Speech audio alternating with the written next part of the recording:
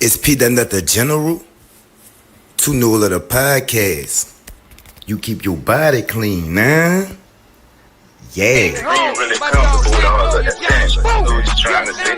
Do what you do, baby. Yeah, I want to congratulate. I seen to come up through the mud. You feel me? Real. Yeah. I'm saying, like I said, I used to be top. I'm one of the ones. When that nigga said he had a phone, his whole juice. Man, I'm looking at the screen like preach. Cause I was on the phone with him. You feel me? So you know what I'm saying? I'm just saying that he getting up there and keeping it all the way phone. He ain't what them little niggas be saying. He ain't cloud chase. He ain't capping. He ain't doing none of that. Like, he ain't trying to make himself look. You know, he letting his legacy speak. I like that shit. Like, let your legacy.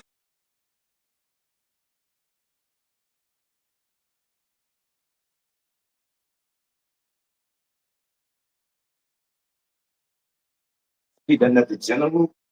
New of the podcast. Keep your body clean, nah? Yeah. All right, y'all. So look, all good things must come to an end. You heard me. This is the finale of Womensweek X. So it's every woman that came on here. Big ups to every woman that did come on here. And I'm gonna do a recap of someone's time in the future. But I guess it's her story. So without no further ado, here we go. Yo, Yeah, what's going on? boy, What's what's going down with it? What's down with it? Can you hear me clear? Yeah, I can. I can. Yeah, I'm trying to make sure. Okay, we good. We good. All right, we live. Yeah, I can hear you. How you doing? I can't really see you, but I'm I can hear good. you. I'm good. Baby. You can't see me? I mean, I can see you, but it's just a little blurry. Oh But we yeah. good.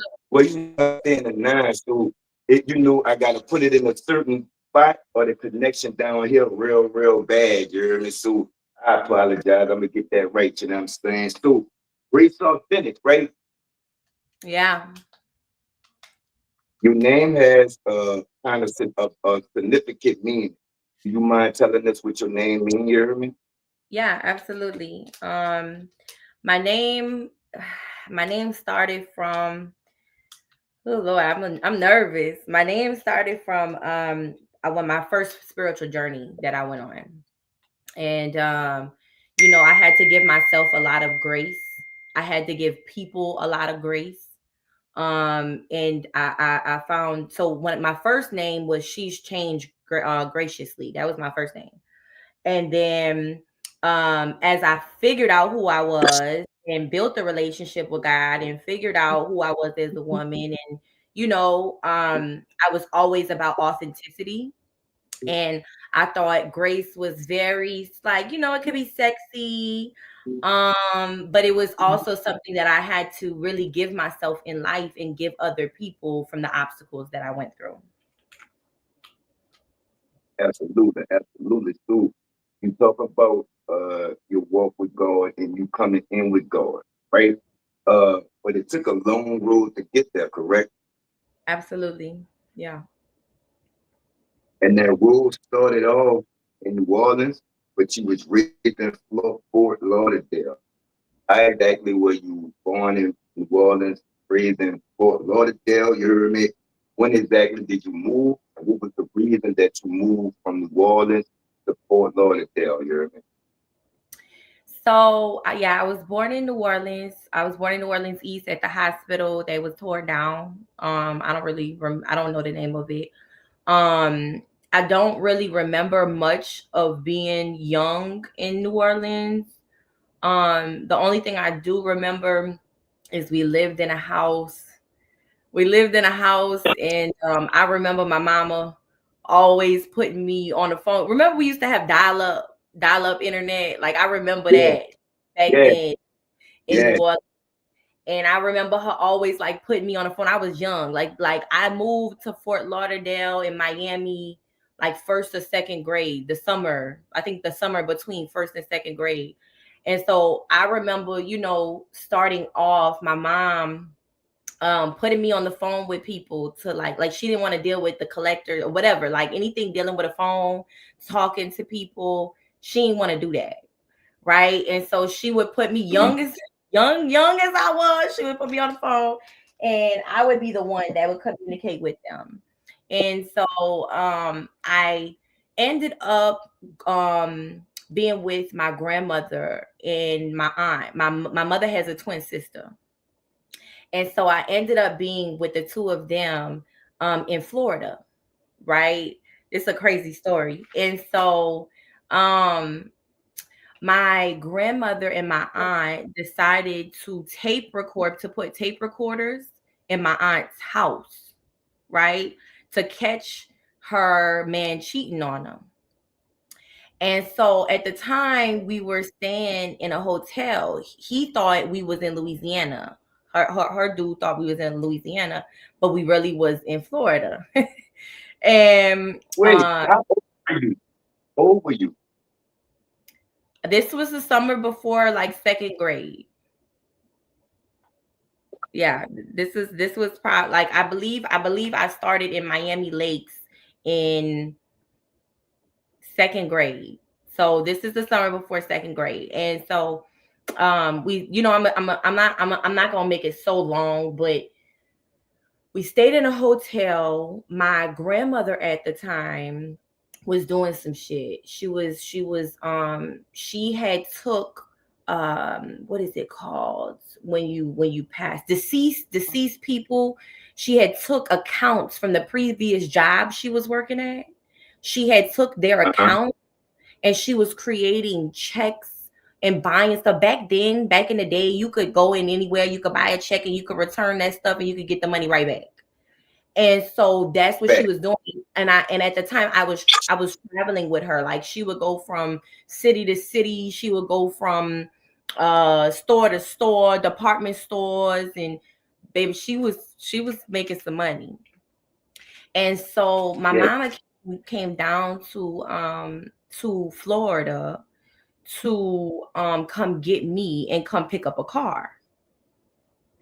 And when she came to come get us, when she came to come get me, she was with somebody, a dude she was dealing with at the time. And fast forward, my grandma had told him some business that she shouldn't have told him about what she was doing. And he ended up, well, okay, no. So look, we don't know anything yet. We get a knock at the door. I'm with my grandma and I'm with my auntie. So he Okay, ran. Wait, hold wait, wait. He ran. on. So my mama is in another room. Me and my grandma and my auntie are in the room, and we get a knock at the door, right? And they come in, and it's the feds, and they looking for somebody by the name of Ron, and that was dude's name, right? And anybody who knows, like, I don't know, most people that know in hotel rooms, generally speaking, they don't have an under the bed in hotel rooms. Like, they don't, you can't put nothing under the bed. So they like looking under the bed, they Bet. looking everywhere. You know what I'm saying? And my stomach started to turn because I knew something wasn't right. And I am, yeah, it was crazy. And so I will never forget. The man said he picked up them folder things like that you organize papers in. Like one of them things, it's something where she carried all of her Like a like file. yeah, like yeah. So she carried all her IDs, all her checks, all her like she had them organized. She Yeah. had a different ID for each Bet. account, you know. And they asked to pick So that the up. evidence. Facts. Straight up. Yeah. Right. And they asked her if they could pick that up. And she said, no, like that has nothing to do with Ryan. Y'all are looking for Ryan. That has nothing to do with him, you know? And they said, oh, I don't know where he went. Oh man, where'd he go, y'all?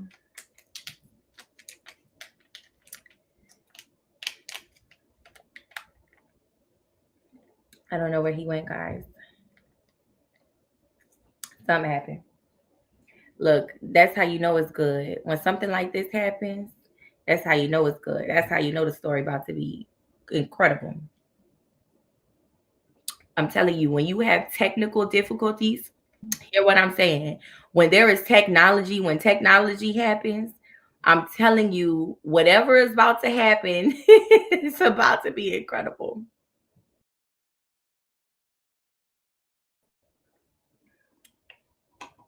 Yo, You got me? You yeah, hear? I got you. I got you.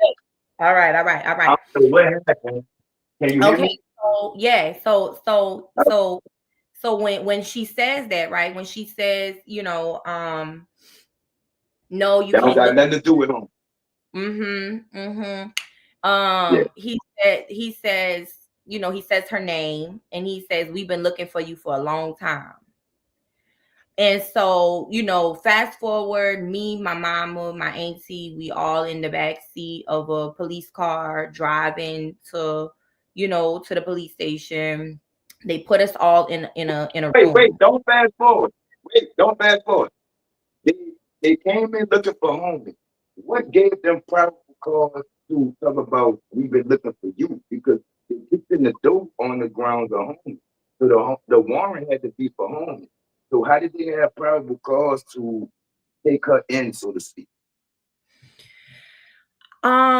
He ratted on, like, he told everything. Okay, He yeah. told everything. She opened up her motherfucking, excuse my language, mouth. She opened up her Man, you mouth. say what you want. You Mm-hmm. know what I'm saying?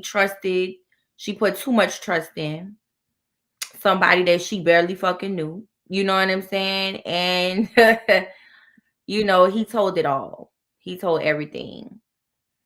And so yeah, so from there, we get to the police station and they took my mom in. They took my mama in for questioning. And we sat, let me tell you something. We sat in this police station for a long time. A long time. And I will never forget. I will never forget them coming back to the room and telling me that they were taking, they didn't tell me, they was telling my auntie, and my auntie at the time was pregnant. And I will never forget they said that she was going to jail. Like they were taking her in for custody. And so I went back with my auntie um to she had a house on Miami Lakes Boulevard. Nice ass motherfucking house. At the time, her dude was in the game in a dope game. And so um during the course of that time, um my auntie ended up having her baby. I'm telling you what I remember. You know what I'm saying? My auntie Mm-hmm. ended up having her baby. And at the time that she had her baby, I had to go stay with um her old man's, which I love him to death. And I'm just gonna call him my uncle because that's what he is. My uncle. I had to Shout go out stay to with, him. yeah. I had to go stay with my uncle people. And he was Cuban. Now when you see him, he looked black. He looked like he had braids. You would never know that he was Hispanic. But we talked about this, me and you, and melanin is melanin. So, but anyway, he was Cuban, so his people spoke nothing but Spanish. And at the time, I didn't speak Spanish, right? And so I was with these people, didn't know them. Like I mean, obviously I could trust them. You kind of can trust. I don't know. I'm just young. I don't. But they would ask me questions about what I wanted to eat, and I didn't know what they were saying. You know what I'm saying? I would say yeah or whatever, and I really didn't eat much. Um, it was tough. I don't remember exactly how long I was there, but I was there for a little while. Um, and what I then my aunt, her husband, ended up putting up they ended up putting up their house for my mama to get out of jail. And just to put just to put this on it though, my the people that the police, the feds, they forced my mama to sign something saying that she did something that she never did. They played on her and they told her that Right. they would take me away from her. And she was just, obviously green and just didn't really know at the time. And Mhm. so yeah, so that is how I ended up starting to live in Miami. Mm. So now you in Miami. You see what I'm saying? A whole nother thing. How was it growing up there? You see what I'm saying? Was it hard? Was it easy? Was it beautiful? How was your childhood coming up in Fort Lauderdale here? Um, it was when I lived in Miami, I had a best friend called Sydney. Her name was Sydney. I'll never forget her. And her people took me in like I was theirs. Her grandmother and her grandpa. Um and so, how do I even answer that? My mom, you know, she did the best that she could. Okay? Absolutely. She gave me whatever she could give.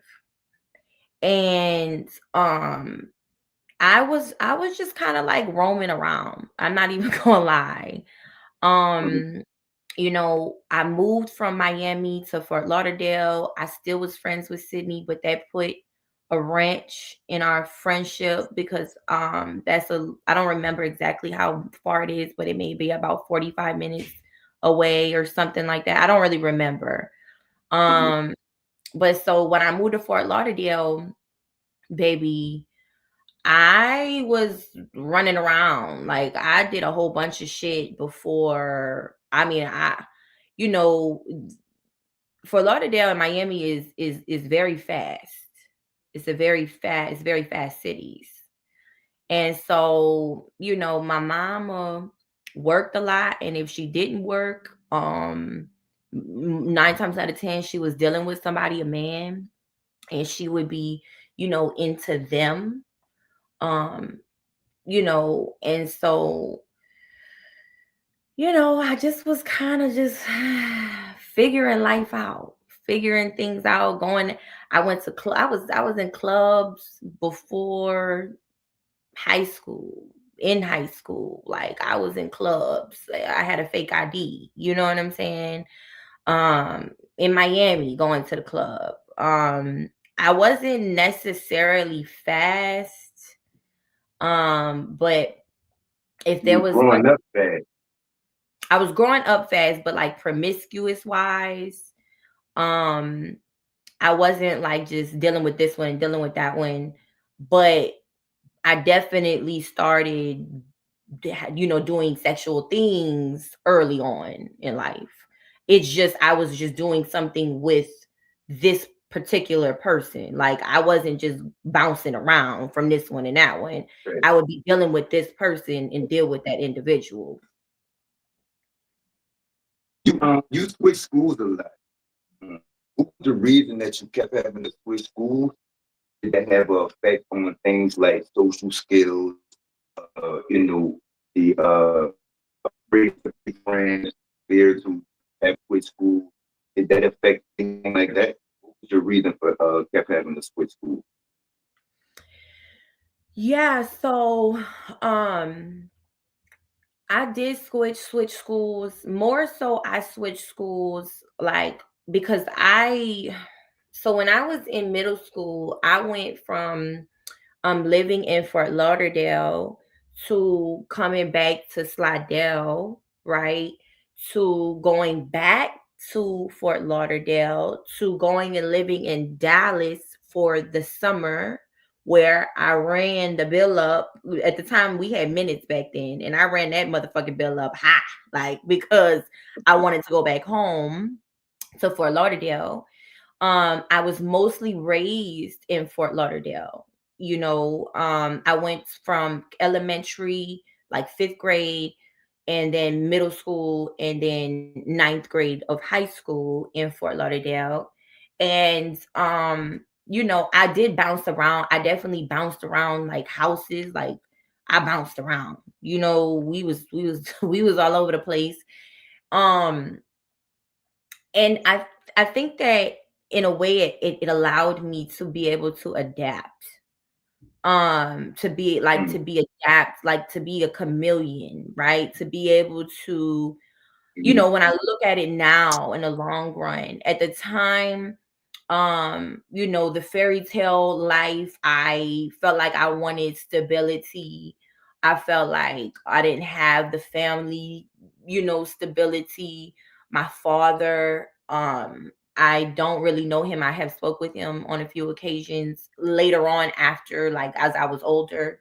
So I just adapted. I adapted um to whatever, but was it hard going through it at the time? Yeah. Yeah. You know what I mean? Like when I had to leave and go to Slidell, I'm a city girl. Not like the city girl that they talk about today. You know what I'm saying? But Yeah, I'm talking about you was already, yeah, I you was I already really, living like that. yeah, I'm and so coming to me, Slidell was country, the country, coming to the country, it was just different. It was different. But maybe it gave me a balance. I don't know. I do feel like now later on in life it did give me a balance. Um, yeah, it was very interesting, when I was in we talked about this when I was in, and I don't know where the questions are at, but when I was in ninth grade, right? Um, I lived in Florida, in Fort Lauderdale, and my mom lived in Louisiana. I lived with a Haitian family, and I remember, calling my mom. And this is not nothing against my mother, because again, she gave me all that she could give me. She did whatever she could do. Whenever she had it to give financially, she gave financially.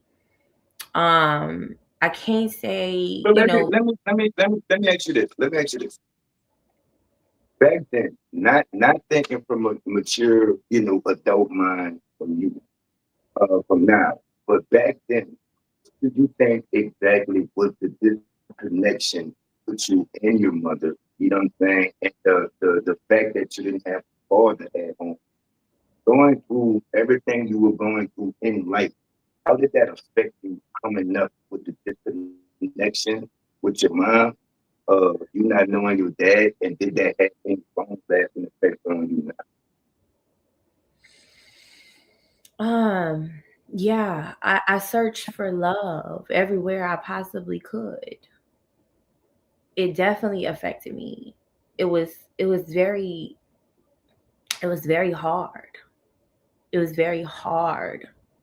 Um, you kind of feel like you're alone.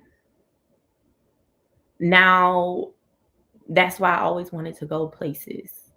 That's why I was always doing something. Cuz even when it was just me and her, you know, um there was just a lack of connection. And at the time I didn't know why. I didn't know why. I just was trying to figure life out. I just wanted, I dealt with men. I would go by friends, and um I used to walk. Like I used to just go places. I used to just walk. I remember, you know, dealing with somebody sexually in middle school. and I was only dealing with him, but I remember something got out, and like everybody, everybody like got on my ass, you know. Um, yeah, it But you definitely. were you know with school by being bilingual, you were always kind of teased, right? So I wouldn't say I was necessarily teased. I would say, being this okay, being Cuban. I'm a Cuban and Italian. My mother is Italian, but she's white. She has white skin, right? And my father is Cuban. And so being somebody, okay, in Florida, you don't so much as see, you know, I can't even say that. I can't say that. I could say this. I could say I flocked to the cultured people, right?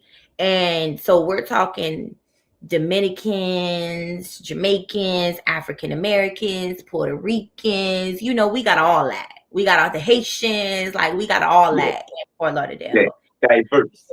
Right, very. And so that's what I flock to, and so I never really experienced, let me not say that, because if when I tried to hang out with the white girls in this is no offense to everybody. I love white people.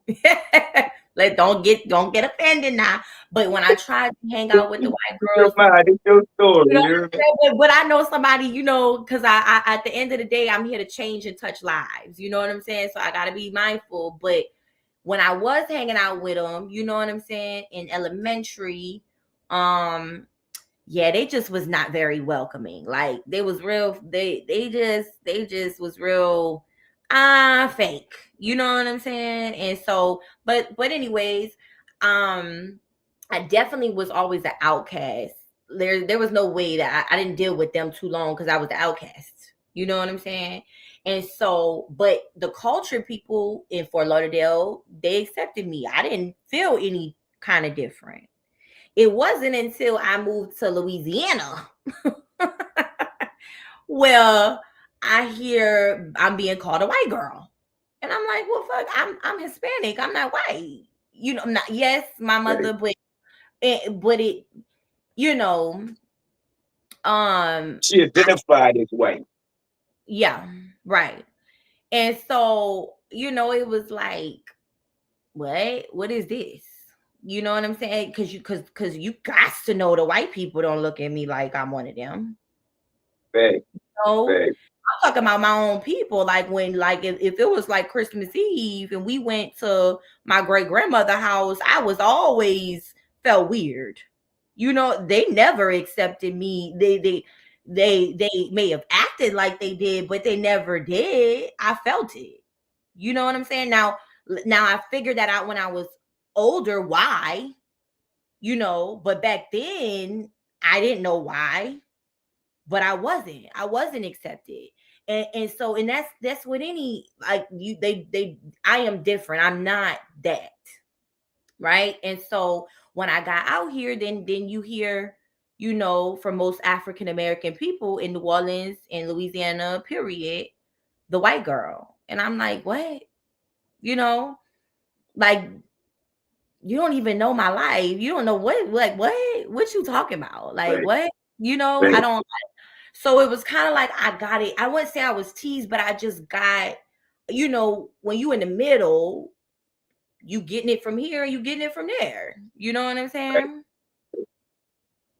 So that didn't have any effects on your self confidence or knowing who you were or really accepting who you were. Nah, because I mean, people gonna be people. You know what I'm saying? And at the end of the day, did I like it? No, I didn't like it. I mean, it still happens today. Do I like it? No, I don't like it. I don't like it because it's almost like I almost take it like an insult, but it just is what it is. You know what I'm saying? But I understand. You know what I'm saying? I understand it. So it is what it is. Like, um, no, it didn't, but it didn't have an effect on me being who I am because I believe I was called to be this. I was called to be able to talk to both sides. I had a conversation with my own mother. I don't care. I'm gonna break it down. I'm real deep when it comes down to the culture, because the culture that anybody African American, like that's who taught me, that's who took me in, that's who raised me. That's the soul, that's the spirit that I carry. Um and so I was created to be this woman. I was created to bounce and have to deal with both. Um and I was created to love on both, and educate both from a not a doctrine place where you go to school, because I never graduated high school. Um, but and we can maybe get into that, but when it comes down to the wisdom that God has given me, there can't no school teach that. No physical school. Now life is school, but the physical school can't teach what God has given me, Right, you know? right. So going through all that, young age in the interrogation room, having your mama snatched from you, she done time. You had to spend some time with a Spanish family. You didn't speak Spanish. Run up fast. Can you remember if this had took a toll on you mentally at that time? Like, did you suffer with depression, uh, anxiety, or whatever? Or was that thing back then when you was a child? Um, I don't remember.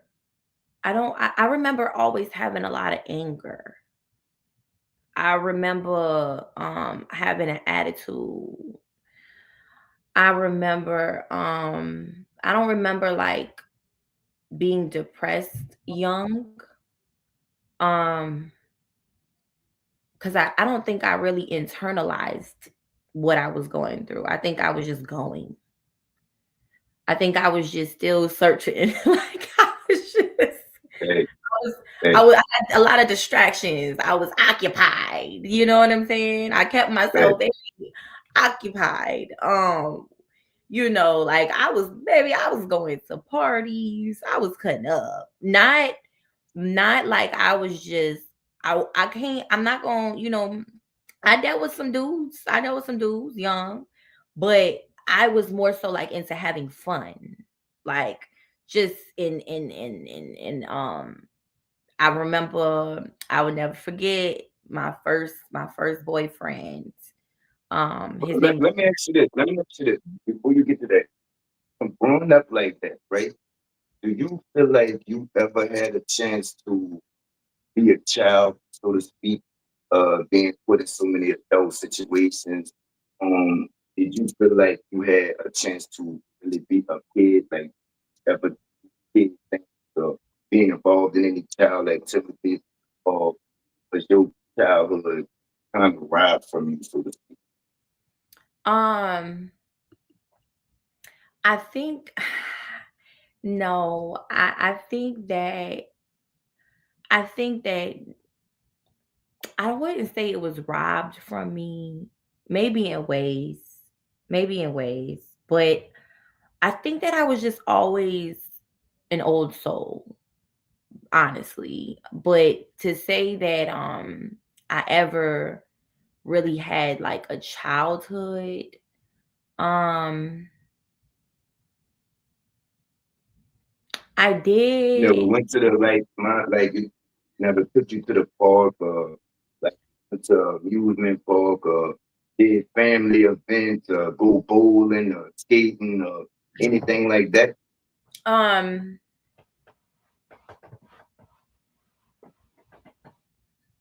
yes, but not with twice with once with my mother, twice with my aunt. Um and other than that, I was I was in the streets doing it. Like if I did anything, it wasn't, Uh, somewhat, because I went to I went to something called Santa's Enchanted Forest, so a little bit, a little bit, um, a little bit. I'll say that. So all right, you get to you 16, uh, wind up getting pregnant, right? Having your first child. How did this affect, if any, affect your already complicated life? Um, so I'm gonna rewind just a little bit because I want to say before I got pregnant, um, I ended up leaving high school because they discriminated against me. Um, and I ended up going to online What you high. mean by that? Could you like, could you get, could you elaborate on that? Yeah. Um, so when I came from Florida, moving to Slidell, um, I was very much city, and they count. We started in Florida. We started a week later than what Louisiana schools did, and so there was a rule. There was a rule that if you missed 5 days if you missed 5 days of school, then you would fail the whole first semester, and the first semester was the first half a year, right? And so they counted those days against me and told me that I couldn't get no credit for that first half a year. And um 5 days? yeah, they counted the 5 days because like in Fort Lauderdale, we started. Let's say in Fort Lauderdale, we started on the 20th, and in Louisiana, they Yeah, started yeah, school on the 15th. So fact. yeah, they counted those days against me and told me that I couldn't get no credit, and so I would go to school and I wouldn't do no work. If you ain't giving me no credit, the fuck I'm doing work for, you know?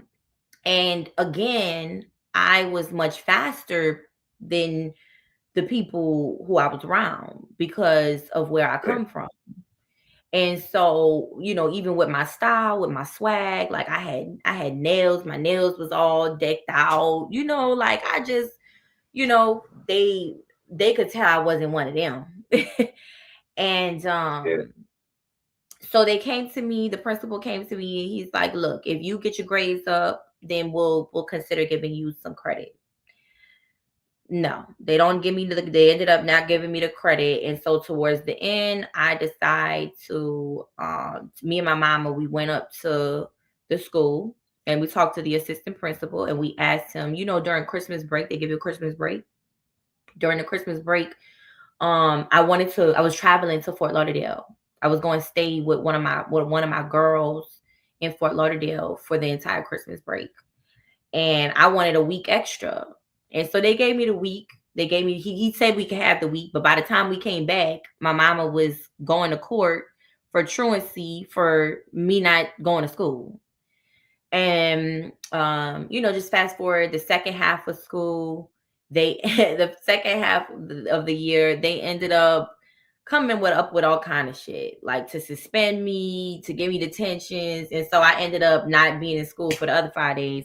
And I just ended up I just stopped going. I stopped going to that school. My mama put me in a high school. I'm sorry, an online high school. She put me in an online high school, and then I got a job. I got a job. And when I got a job, I was probably like 15, right? So when I got a job, I got another job.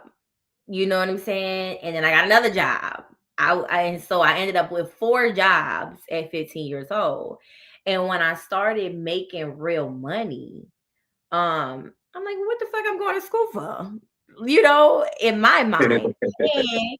And I wasn't with the people I had grew up with. Fact.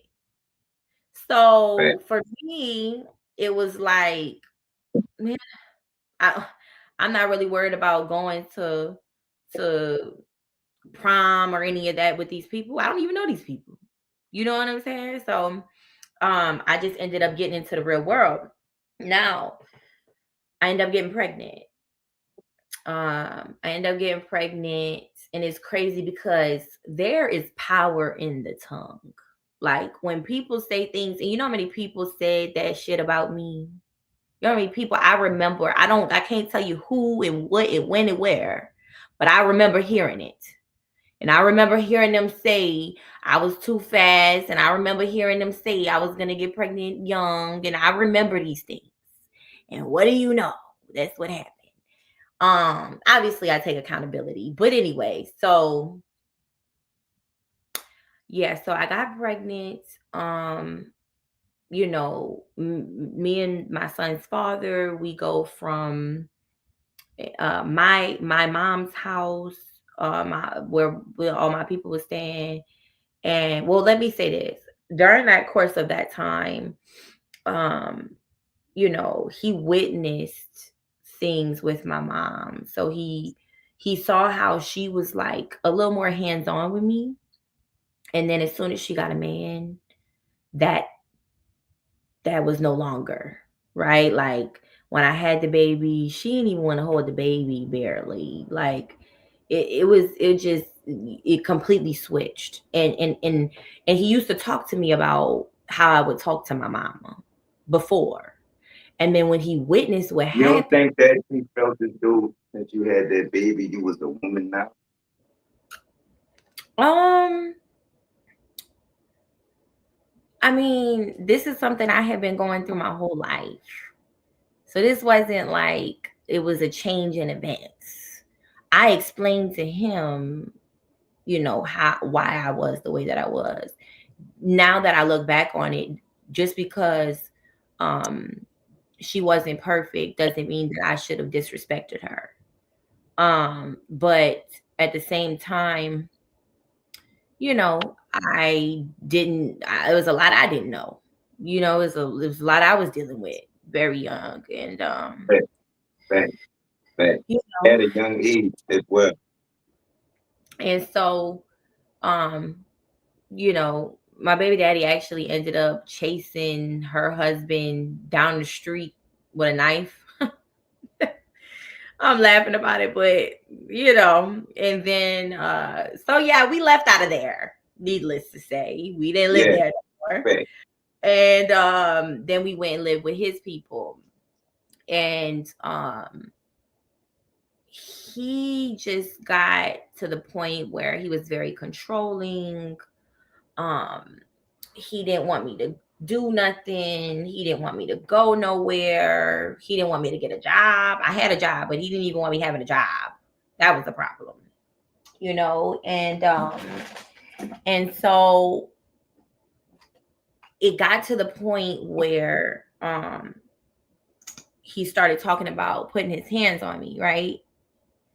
And when it got there and I saw his temper, um, I just didn't know what would happen. And I didn't want it to get to that point. And he did some crazy shit. Like, baby, I went somewhere and he left his job in the middle of the night and was waiting on me. And he didn't, I came up from a different point. Like when I drove up, I had my friend drive up from a different angle so he couldn't see me. I ran inside. Baby, when I tell you this nigga poured peach Sprite all over me in the bed, I'm talking about swoosh, like one of them large Wendy's, them big old large. He Yeah. poured look, the whole motherfucking Sprite was on me in the bed. And I mean, that wasn't you. I mean, it is, but it just was the accumulation of different things. And at the time, I felt so like, just I couldn't be That was who the I last straw. yeah, it was there was something else after that. Like it was a bunch of it was just I just felt like I couldn't grow, like I couldn't be me, like I was just I had to get out of there. I had to get out of there. And so So um when you spoke of looking for some type of love, right? Did having this baby and being with your baby daddy fill that void, and when that all collapsed, where were you mentally at that time? so no, it didn't fill a void. I was lost. I was very lost. I loved my baby, but I was young. I wasn't ready. Um, I didn't know what to do or how to do it. You know, I didn't have nobody to teach me what to do or how to do it. I will say this. I will say that my son's father's mom helped me tremendously. She has always been there. She is an angel. I love her very much. Still to this day. My mama Claire. Look, I love her, you know. Shout out. Shout out. And she helped me so much with my son. Um and now when I left him, I did take my baby. I took him not away completely, but we left unannounced. I didn't tell my son's father we was leaving. I let him go to work in my car, and baby, I took everything that I could and left. Um, but no, I was very lost. Um, I was not confident. Very insecure. Um, just whew, all over the fucking place. You know. Earlier, I asked you, did you have, were you available to be a child and have a child? Do you think that you were adequately loved as a child? And did you know what love was? Did you say you were looking for it? Did you even know what you were looking for? And do you think that you were adequately loved as a child?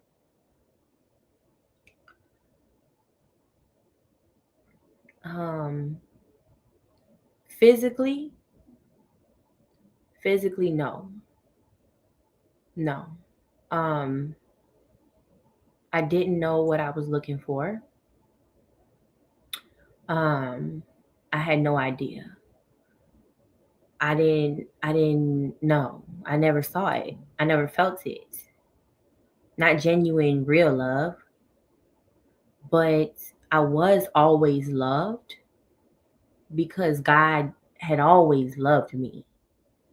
He always carried me through everything. He always carried me through, whether I understood that or not at the time, you know. But back then, no, no. And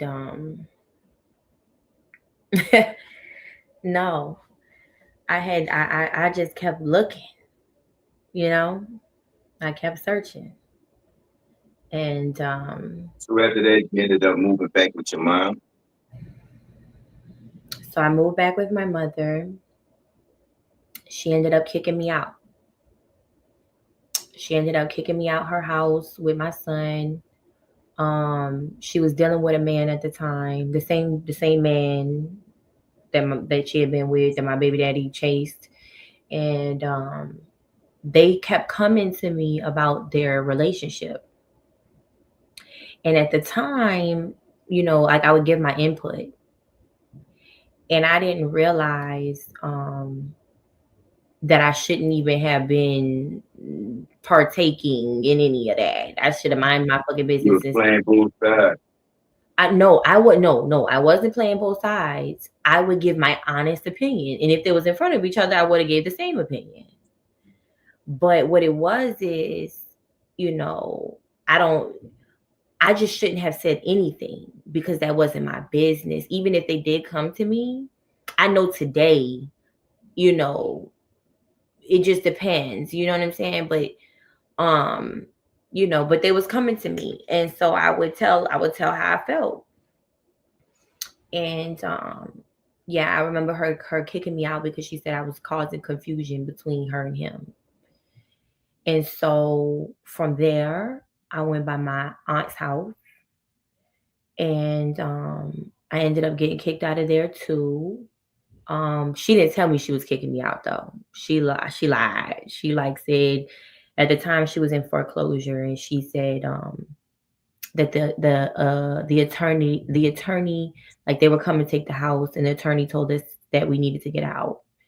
And eventually she did have to leave, but it wasn't then that she had to leave. And so at that point, I let my son go stay with Mama Claire, right? I let him go stay with his grandma and his daddy side. And I was living in my car. I was living in my car. From there, um, I went and stayed with a friend of mine that was gay. Her name was Javon. Um, and they took me in, but I just, it was, I don't know. I mean, obviously, I'm like from piddle to post, so it just isn't a comfortable situation for me. Um, from there, um, I ended up getting now. So like this is like fast forwarding. I got pregnant at 16. I had my son at 17. And so I ended up getting a job, a temp job at a law firm. Right. And um and so when I got the job at the law firm, my grandmother's sister worked in the CBD. That we worked in the same building. And so she This let me was when this was around the time you was with your baby daddy, right? no. This is wait, hold on, what you mean? No, I left. What you mean? You say at 17 you had got the little temp job at the law firm, and Mm, wasn't it I got the law firm position. So I went from being homeless to getting the law firm position to living with my right? grandmother's sister. Right. And I was going back and forth with her to the job because she worked in the same building. That's how I ended up living with her. Right. And then this is probably around 18, right? And so I ended up getting an apartment on the West Bank, right? And that was my first apartment. I lived in Rue Park Fontaine. Anybody from the West Bank, y'all know what that is. Everybody know what that is if you ever lived on the West Bank.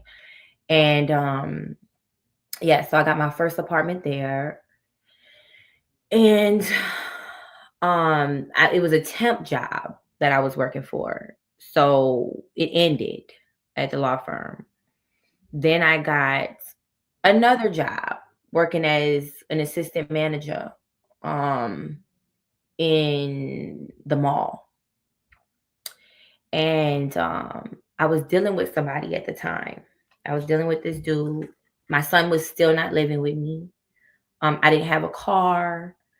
Um I remember asking my mama to take me to go see my son, and we just needless to say it didn't happen. you know, I don't remember what the excuse was, but it was something. And again, she was, she's been through a lot herself. Oh, I forgot to mention something. So What?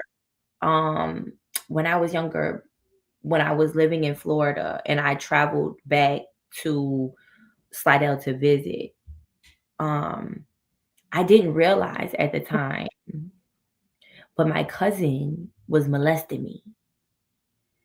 I completely forgot about that. Yeah, my Wait, cousin. wait, wait, wait. You wait, where? So my cousin used to watch me. This might be before I moved. I think no, this is not when I visited. This is before I moved to Florida. My cousin used to watch me, and he would take me in the room. And do I remember exactly what we did? It was some shit. I just know we was doing some things we didn't have no business doing. And Right. I didn't even realize that I was molested till I got a little older, you know. How old Uh, was he? How old was I? Him? How old was he? Yeah. Anywhere, I don't want to tell.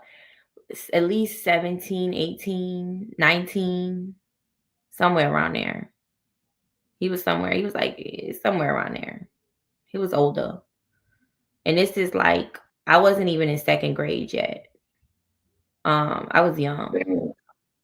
I was real young. Yeah, and so all right. So fast forward. Where was I at?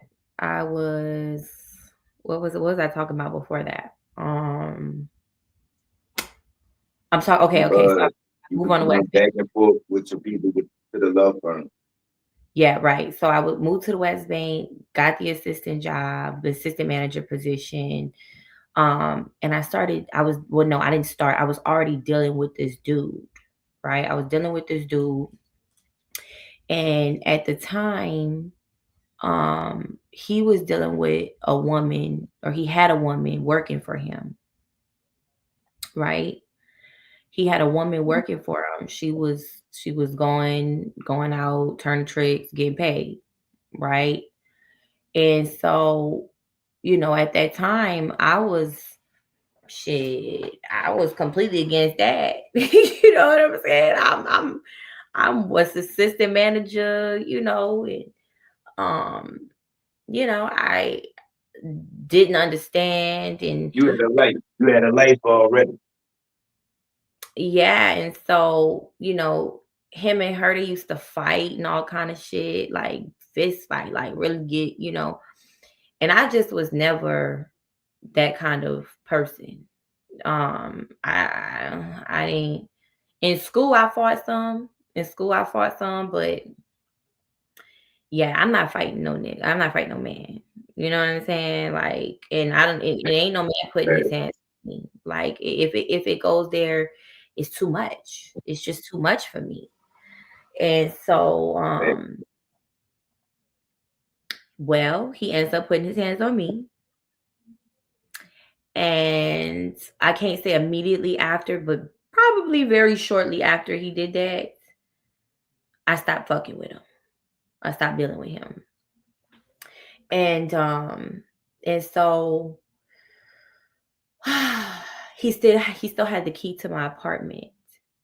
And at the time I was asking the office to change my locks, but they hadn't done it yet. And so one night I am sleeping. I'm in the bed, I'm asleep, and I wake up. And baby, I tell you, all my rent money was gone. Every dollar. I think the nigga might have left me $20. I don't know. He didn't take everything, but he took damn near everything. He took enough. It was the rent money. You might as well take everything, huh? Period. Like what? What you left me this chump change? You know? And Right. so yeah, so then I ended up getting laid off from my job, right? Now I'm in eviction.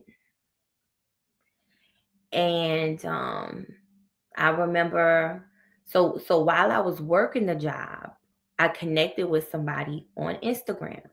This dude, fly dude, at the time he was in Miami. And I wrote on his post and I was like, "Oh, that's my hometown." And he said, "You should come get some money with me in your hometown." Right? And I'm like, "Okay, like, whatever." So then I see him. I'm at I'm working at the mall at the job, right? And I see him. Assistant man. Huh? Assistant man. Yes, yes. And I see him, right? And we have a little whoop de woo, short little, whatever. And then he took me home one day, right? He took me home one day. And he always talked about getting money, but he never really, I don't really know if he broke it necessarily down, but we talked. We talked, and I remember him dropping me off at home.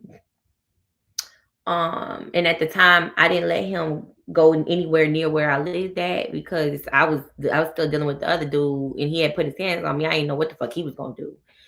So Right. All right, fast forward, I'm in eviction. You know, I don't have no money. I ain't got no job. I ain't got no car. But I still And got around my this time, your baby daddy ended up taking your child, right? somewhere along the way. Yeah. Yes.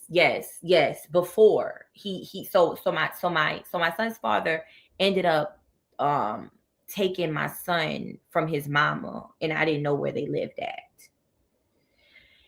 So at this time, I want a lawyer, right? I want to be able to see my baby. So it's all these things going on. And at the time, I didn't feel like I had nobody. You know, I didn't have anybody to really depend on. Um, and so, you know, How did you keep going? How you think? What you think kept you going? I don't know. I mean, I do know God kept me going. So I honestly feel like it had just had to be him. It just had to be him just carrying me. You know what I'm saying? It had to be because I just kept going. You know, I just in I just didn't. I don't know. I always was just trying to figure shit out. Period. I was just trying to figure stuff out. And so, the dude that I connected with on Instagram, he comes to my house, right? He comes to my apartment, and you know, he got stacks. I'm talking about stacks of hundreds. Like you can't even fold them bitches. You know what I'm saying? He got stacks of bread. Man, And I've always been a hustler. Regardless, I have always been a hustler. I started working when I was 15. You know what I'm saying? And so at the right. time, baby, I'm in eviction. I ain't got no car. My baby, I can't see my baby. The only way I can see my baby is if I get an attorney. I don't have nobody physically to call on. I didn't know what the fuck to do. But he comes and he starts talking to me about, a family and investments and, you know, getting money with him and, um, so now he never called himself a pimp, okay?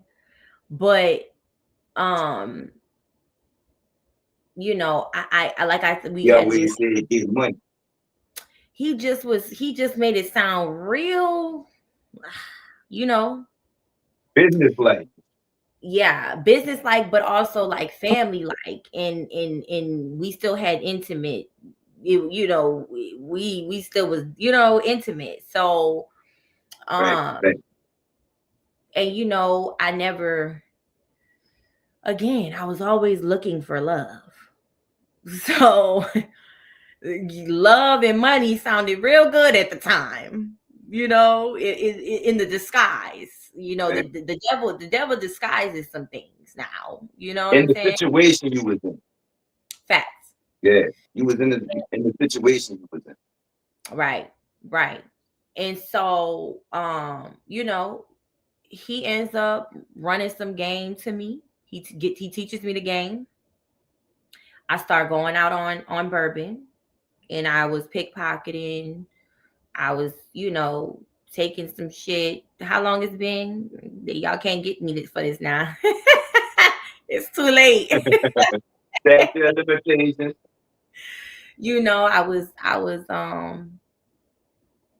I was taking debit cards and getting dudes drunk and taking a pin number and um pickpocketing them. I was taking watches and wads of money and whatever, you know. Um and then um I fucked up. I did something that I didn't even know I wasn't supposed to do at the time. and he ends up backhanding me a few times in my face, and he had a plate. He had a metal plate in his hand. He had a metal plate in his hand. Oh, and I forgot to mention, before I even went and got some money, he paid my rent up. Right? He paid my rent up. But anyway, so he had a metal plate in his hand, right? So when he hits you, baby, you feel like it's a piece of iron hitting you. You know what I'm saying? And Right. I remember he took my keys to my apartment. He had been asking me to give him the keys. After he paid my rent, he was like, "Well, so I'm just waiting to see when you're gonna give me the keys." And I'm like, "Give you the keys?" You know, like, fuck this nigga talking about giving the keys. But I don't know what I do know what's going, but I don't. I Right. really do. Right. I really Right. don't know what's going on. You know what I'm saying? Like, I'm figuring this shit out as I go. Now, did I have a feeling inside that was like, Caitlin, you doing some shit? Like, what the fuck is this? Yeah, I had that feeling. But, What else anyway, could you do at the time? What else? What else you was gonna do? I mean, shit, I don't know, because I ain't do nothing else. You know what You I'm saying? understand? So, he takes my keys, he bats me a few times in my face. Then he takes me to my apartment. I'll never forget this. Wasn't no AC on. Wasn't no AC on. He puts me on my knees. He puts me on my knees, and he takes a belt. He takes a belt, and whew, yeah, he literally he has me pull my pants down, and he literally beat my ass, like with the belt, my actual butt. He beat my butt so it was black, blue, green, purple, yellow, every color in the fucking rainbow, you know, um, over and over and over and over and over and over and over and over and over again. And uh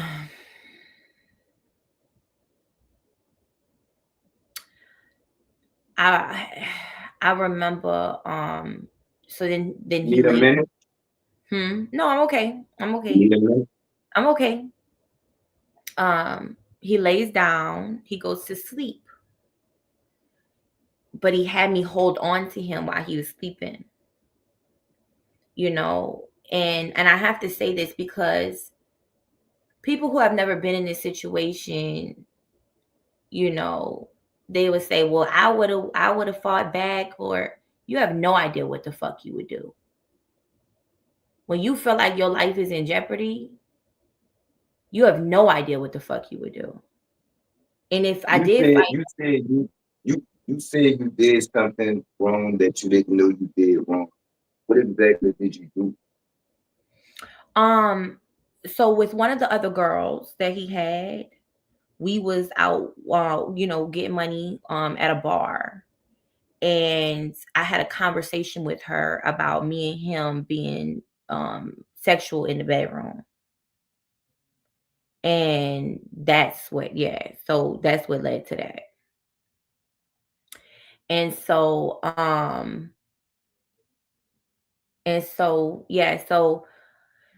he has me hold on to him, right? He has me hold on to him. I can't let go.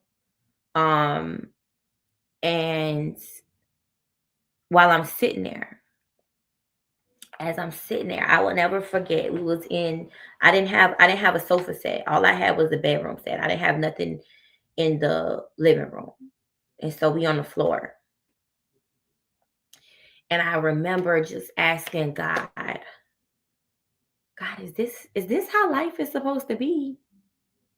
This is what life's supposed to be for me? This is what life looks like? And I'm like, I just don't know. I don't know. And so he kept a tight leash on me after that. He kept a real close, tight leash on me. But the first chance that I got, he gave me a rental car to go get some clothes from my house because I was staying by his mama. And the first chance I got, when he gave me that rental car, I put them keys in that door. I went inside. I grabbed as much as I could grab. And I had a very close friend of mine at the time come get me. And I went by her way in Waveland, Mississippi. And But you end up going back. I did. He called me back. And the thing is like, her and her old man stayed together. And I'm not making excuses, but I just, I think coming from a situation where I felt like nobody ever Love, taught me nothing. No, love. like, yeah, I loved him. I loved him because I felt like he took the time out, although, yeah, it was for the money. But, you got to think about it. He paid my rent before I ever made $1, and he taught me, whether or not at the time, yeah, it was fucked up, but he took the time to teach me something. So there was a bond that was created. And I would never forget his words. He said, maybe I was a little too hard on you. That was his words. And there was probably more conversation than that. I know there was more conversation than that. But that's what I remember, And so, yeah, so I How went long you back. was gone for? I don't remember. I don't remember how long it took me. It was that part I don't remember, but I did end up going back.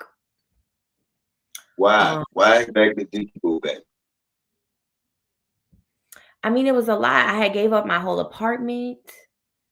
I had gave up, it was, I don't know. It was a mixture of the bond we had created,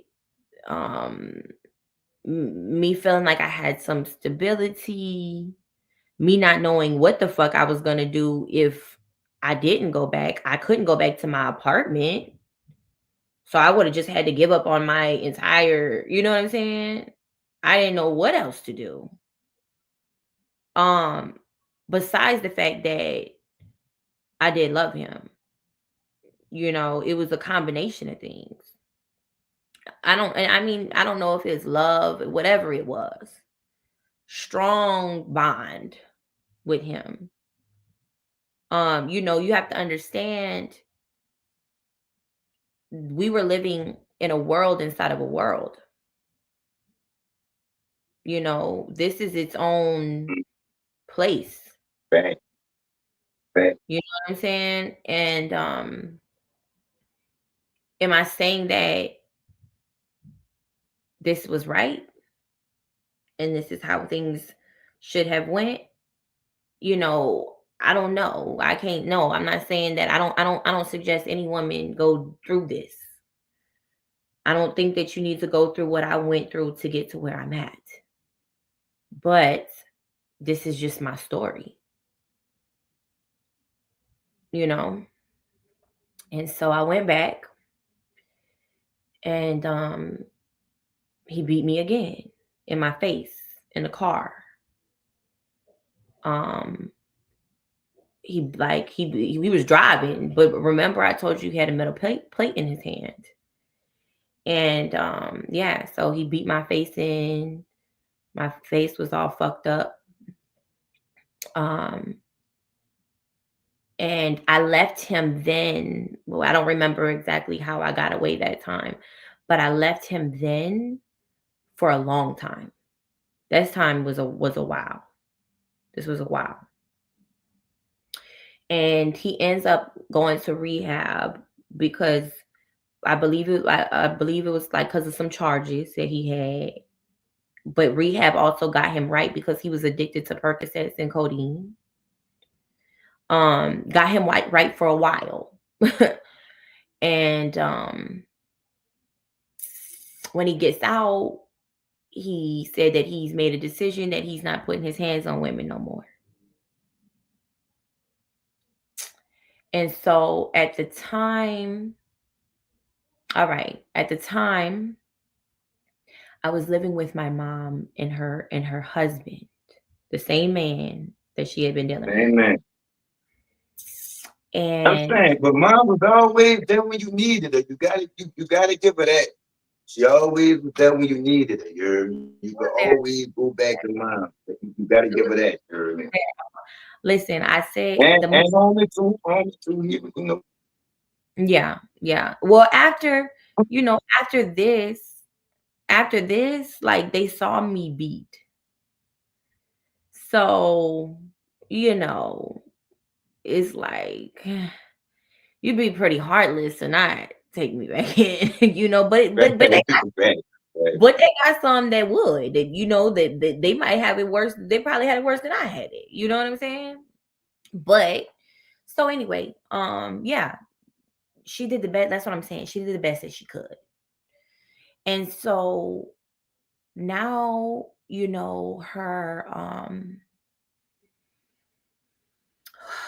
her husband is trying to like build a relationship with me. Not on no funny shit. I don't even Right. play like that. And he a white man. I don't deal with white men like ever in life.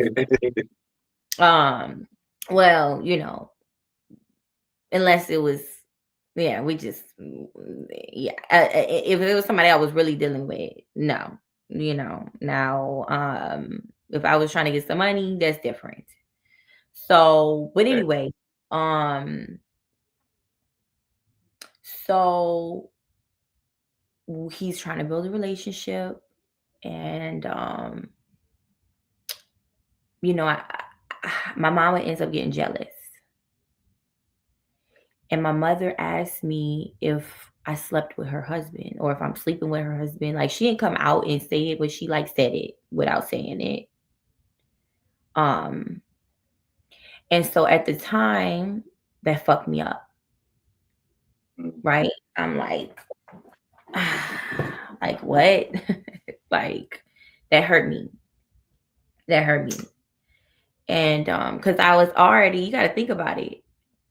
I just came out of the situation I'm coming out of.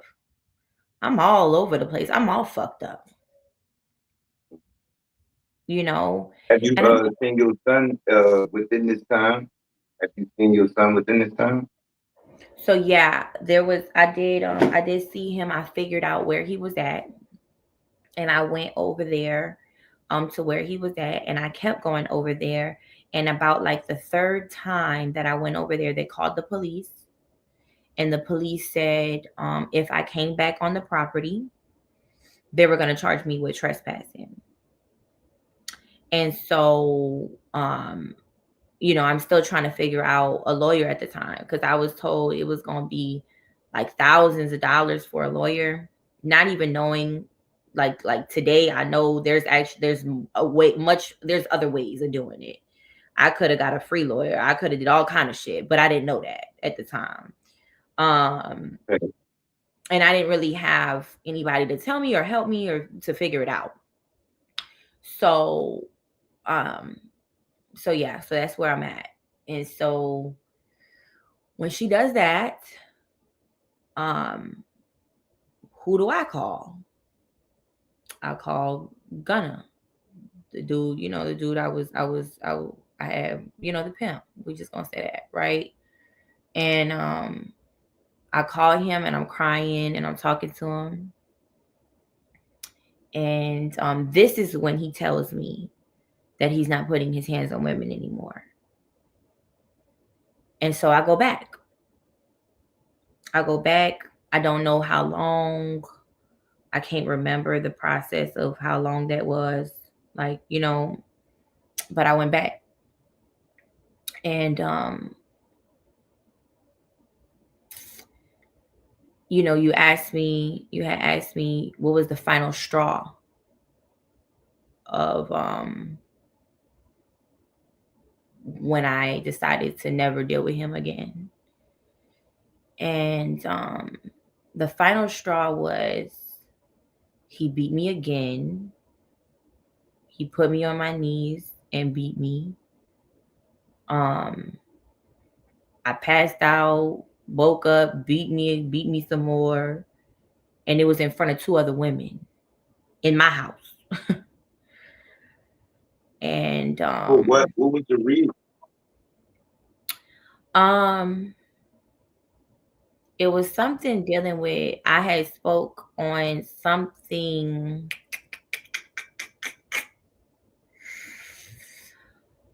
I think me. I think I'm trying to remember. I had spoke on something dealing with like another woman, not talking about her, but talking about him being over there and she hadn't been making no money. Because in the game, it's You like got in his business.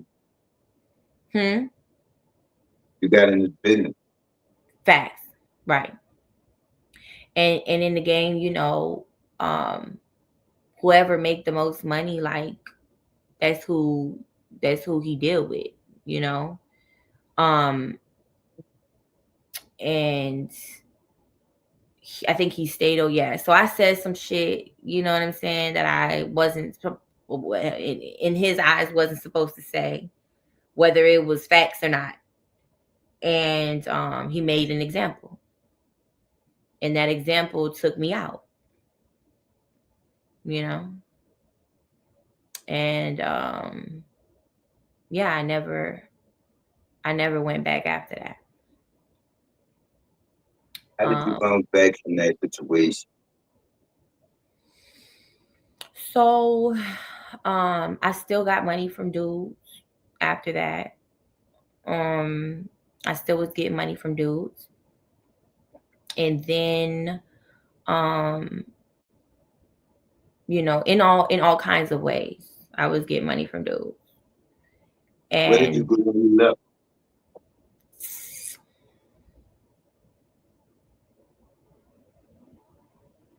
I don't remember where was I at. Where was I at? Where was I at? Um, I don't remember. No, I think I was living in hotels at the time. I think I was living in hotels. Do you remember where you were mentally at this time? Um, mhm, lost. Trying to get it, To trying to say come the out. least, huh? Yeah, trying to get it, trying to come out of it. I still ain't got my son. um, but what I do remember is I went to church. Wait, hold on. I don't think that was time because I ended up moving uptown at a point. I ended up that was after I had my son.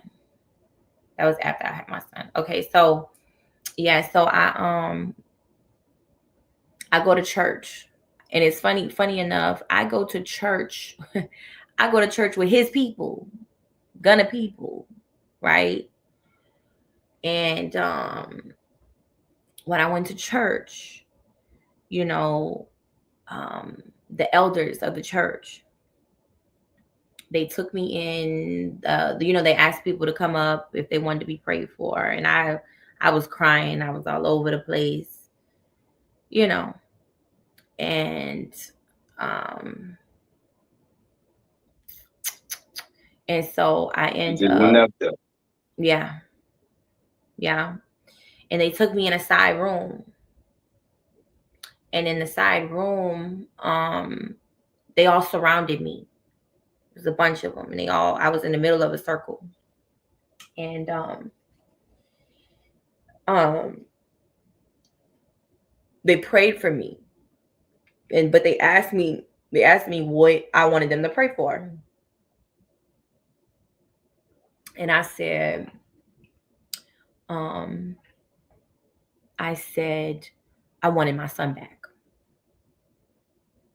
And I mean, they just went to praying. It was all black women, nothing but black women, strong, powerful, you know. Whew, Hey, hey, yeah. I already knew it. that hits Hey, different. You know what I'm saying? And they praying for me. They praying for me. They praying for me. And I kid you not, about a month later, don't look timeline. It was I believe it was like a month. yeah, somewhere around that range. My son's father reached out to me to come see my son, and so I go see him. And when I go see him, um, I remember you asked me a question on the phone, and you said, "What was my first reaction?" Um, it was all kinds of emotions. It was all kinds of emotions. Um, I had to rebuild. You know, I hadn't been around him in a while. I had went through a lot. Did he Um, recognize you? I believe he knew, like he felt it, but he knew who I was, but um, didn't like. How do you say that? He wasn't familiar with me though. He knew from instinct, but he didn't know from being around. Right. And when I see him, he's all over the place. Like I try to give him a bath and he's screaming at the top of his lungs at their house. Like, you know, he don't have a haircut. Like he just Yeah, he was all that over. he been He, living like that. you Yeah, know, he was cussing more than I was fucking cussing at the time. And I told myself, that well, this was messed up the whole time. I told myself that the second that I could, right? The second that I could take him, I was gonna take him. And because I knew that his daddy wasn't gonna give him to me. And I knew that he needed structure. And I knew he needed discipline. How do I know those things? Because I didn't have it. I didn't have nobody. I didn't have nothing. You know what I'm saying? I was figuring life right. out. And so I said, oh no, I gotta get him. I gotta get him. And so the very next time I went over there, I made a bond a pact with God, right? And I said that the very first time that I could take him with me, I was gonna take him. And so that's what I did. No, hold on. So the very next time I go, right, to see him, he gets in the car with me at a point at the like at a point in time. He gets in the car, he wants to drive. I don't know if I was about to leave or whatever, but he gets in the car and he wants to drive. So now it's just me and him. We riding up the street. Everybody was outside. I'm taking him for a ride. It's just me and him. We slowly going up this street. And I say, God. Now look, at this point in time, I'm working at a dealership in Laplace. I'm working at Laplace Ford, the Ford of Laplace, whatever the hell it was. Right. And I remember um I remember Okay, so I had to be to work at like 8 or 9 in the morning, didn't get off till 7 o'clock at night. This baby, my son, he has a diaper and a shirt on, right? And baby, yeah,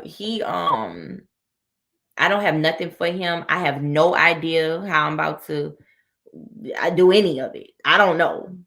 So, but in my head, I said, talking to God, I said, you said you was gonna you said you was gonna do this now. And so I kept going. I kept going. Um and baby, when I tell you I didn't never get so many phone calls in my life. I was blocking numbers. Ooh, it was cutting up. They was talking about I kidnapped. They talking to the police, and they was baby. It was and I still got messages. I saw messages not too long ago because he got killed not too long ago, and so I seen some messages from a while, like from then. I was reading some messages, but I had to tell them his mama and him because that's where they was at. They was at his mama house when I went, and I had to say, y'all, not to say y'all not doing a good job, but I went in detail. He cussing. He don't want to take no bad. He ain't get no haircuts. He ain't, it's just it was like a list. He Now, did the same thing you do. huh? He did the same thing you do. But I never wanted to keep him from his dad. My intentions when I took him, my intentions was never to keep him away forever. I just didn't want him to take him away from me ever again. And I Exactly. wanted my baby to have structure and discipline, because I'm not using what I went through as an excuse, even though It's a I felt, reason. Not an excuse, it's a reason. I felt like I had to bump my head. Life had to beat the fuck out of me. I had to be disciplined by life because I didn't have that growing up. You know what I'm saying? And so yeah, I took him and baby, um a Hispanic woman from around the corner of where I worked at. She watched him while I went to work, and she was spicy. A lot of Hispanic women, we spicy. You know what I'm saying? And she was spicy, and Hey, she knew how to get them together. She didn't play. She was perfect hey, for what I did. And I remember him calling her a bitch. Like when I picked him up, she said he had called her a bitch like 20 times. He had picked up a tricycle and threw it at her. And so, you meet my son today, you would never know this. You would never know. I know he don't even remember this. And ooh, I whooped his ass. Do you hear me? I whooped his ass. Like I had to regroom him. I had to rebuild him. Um, how because was this time for you? Like, how did your life change having your son back 24 hours, like 24/7? How did your life change? um I loved every bit of it, but it was also hurtful because, I took him from everything that he knew. And, he for many years he was always wanted to go with his daddy. Always, I felt like the bond wasn't necessarily like as strong as it should have been. And it was difficult. It was difficult. But I loved him and I took very good care of him. Whatever I had to do, I did it. You know what I'm saying? Whatever I had to do. Um, I moved from So I was staying in hotels. At this point, I was staying back by my mother again. So mama was there. Mama was there. You know, mama was there. And then moved I moved uptown, right? So at this point, I had lost my job with I had lost my job with the whatever it was, Ford. the yeah, with Ford. So now I'm grinding, going back to what I know, having sugar daddies and getting my money, you know what I'm saying? And I meet somebody. I meet this dude and he has a property and I move into his property, right? I move into his property. I have my son. Um and my son was always I always kept him fresh, you know what I'm saying? Kept him dressed to a T, you know what I'm saying? And so, crazy. Okay, so I start dealing with this dude and I'm still getting money. I'm still getting money. So my son, I think he was like back and forth between me, my mom. Was it my mom? I don't know if it's my mom. I think it might have been his grandma. He's not in school yet. He's not in school yet. And so yeah, so I'm getting money. The dude that I meet, he owns a hair salon. He had inherited a hair salon and he had inherited a lot of money, like over $1 million. His mama had passed away and she had a life insurance policy. And so I connect with him and I'm getting money and I was always trying to make boss moves. And so we talked about me investing into the hair salon, me making money from the hair salon without having to lift a finger. You know what I'm saying? And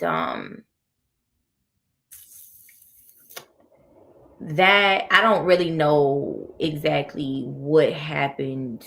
I don't. He wasn't a horrible person, but he wasn't an honest person.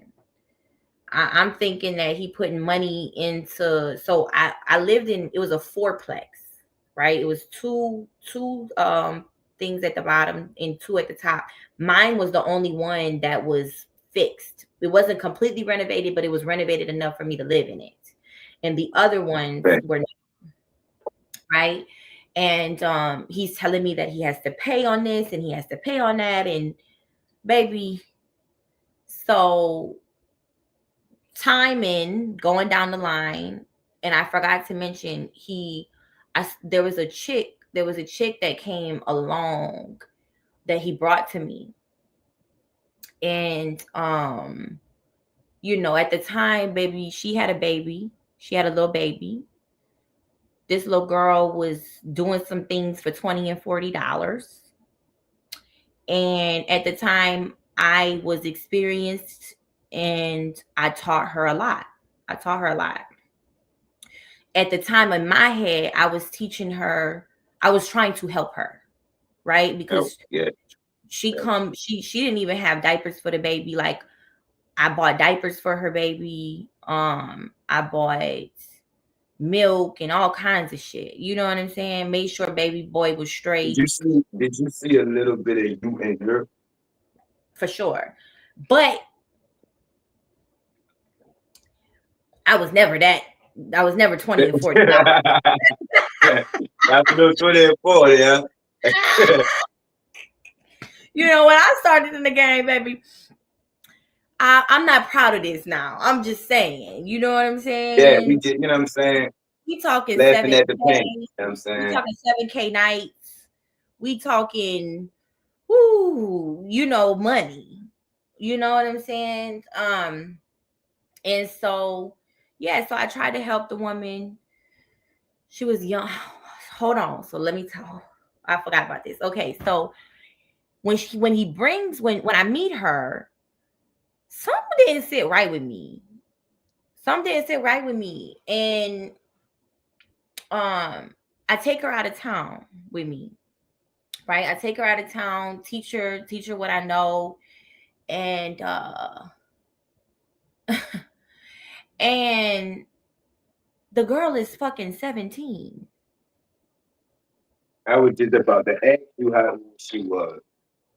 The girl was 17. Now she made 17, I think, 18, like the next month or something like that. Like, it wasn't very far off. But she had been with him a minute. Huh? She had been with him a minute already. I don't know. No. She was fresh, but like, it was the point of that. I had somebody with me that was 17 years old. You know what I'm saying? Like, she's not legal. Now, she was already involved with whatever she was involved in, but still. And so, she ended up doing some shady shit. And, and I stopped fucking with her.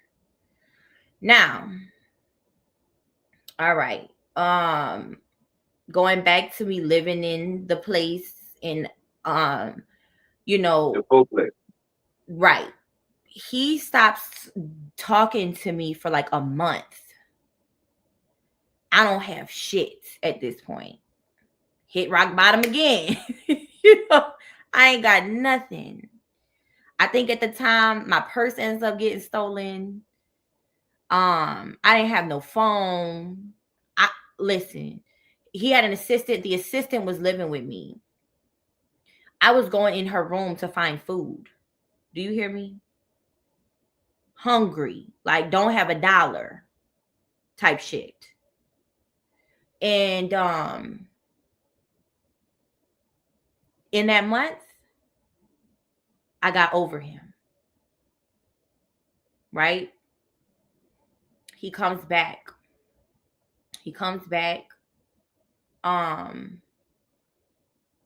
And hold on, let me think. So at this time, I didn't have my son at this time. I think I let him go live with his daddy for a year when he starts school. He started school and I let him go live with his daddy. Yeah. And then now at this point, I believe my spiritual journey begins.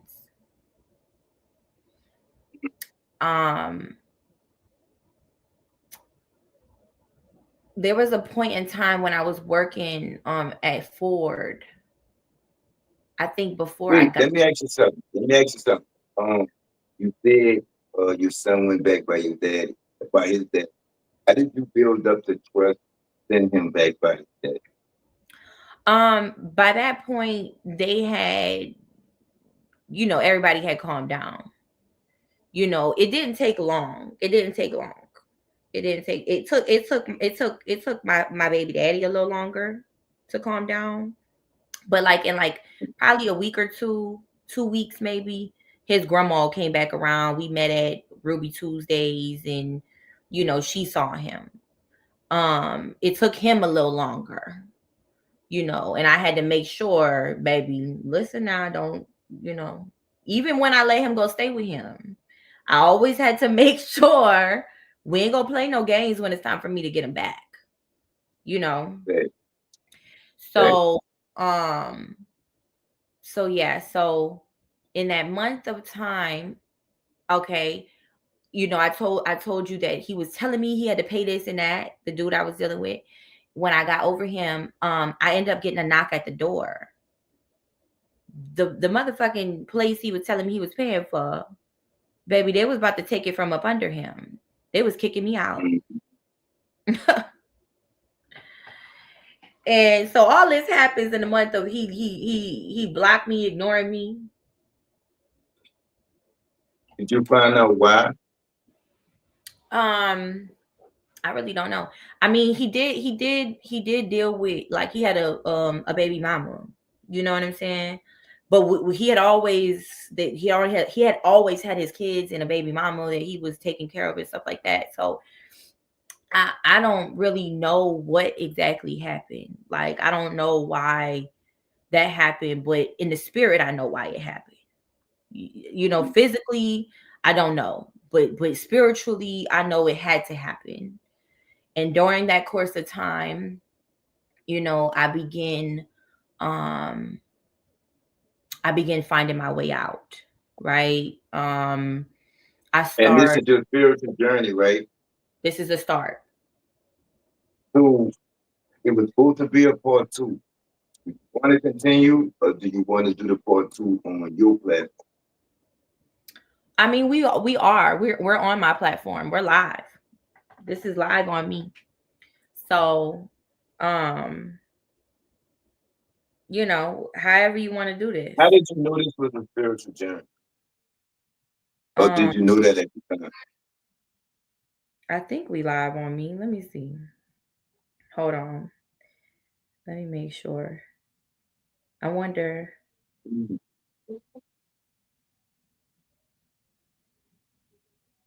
Let's see. Let's see. Let's see. Um, yeah, we're live on. We're live on. I can't tell if we live on Instagram or not. Give me a second. Hold on. Let me see something. All right. Oh yeah. Okay. We are. We are. Yeah. So okay. So all right. So what did you just ask me? What was the question that you just asked? How did you know that it was a spiritual journey, or did you know that at the time? Um, because baby, during that month when I was hungry, I cried out to God and said, God, I need you. And then things started to happen and take place. um I ended up getting money, right? The way that I was getting money, I made a lot of fucking money and it was easy. I made money off of who I was. You know, I made money just off of connecting, period. You know what I'm saying? Whichever way that was.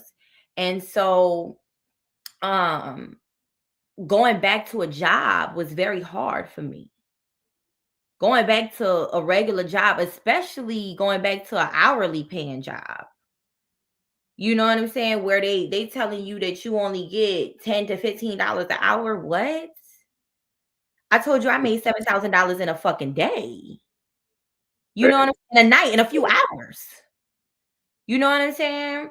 I'm not saying that was always the amount, but baby, I got paid. And so it was very hard for me to go back to a job. Remember, I told you I went to What a was job. some of the what were some of the things that you had to readjust to, trying to get your life back where I think you would figure it was supposed to be? So, okay, during the course of this month or during the course of this time, I end up now trying to get like bartending and waitressing positions, right? Because I felt like I could make money off of me again.